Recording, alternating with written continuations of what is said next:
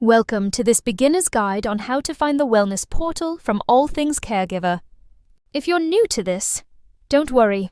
I'll walk you through it step by step so you can access the resources you need with confidence. The All Things Caregiver Wellness Portal was created to support caregivers, families, and individuals looking for reliable information on health, wellness, and caregiving solutions. It's designed to be simple, helpful, and easy to use, even if you've never used a wellness portal before. Step 1 is to visit the official All Things Caregiver website. Once you're on the homepage, look for the menu or navigation bar.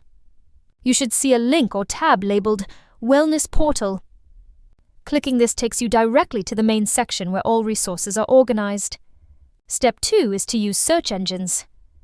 Just type in All Things Caregiver Wellness Portal in Google, Bing, or any other platform.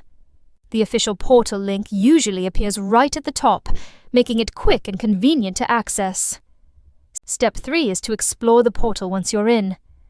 The layout is user-friendly, with categories such as mental health, physical wellness, nutrition, and caregiving tips.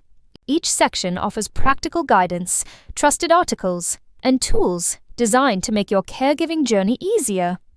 As a beginner, the key is not to feel overwhelmed.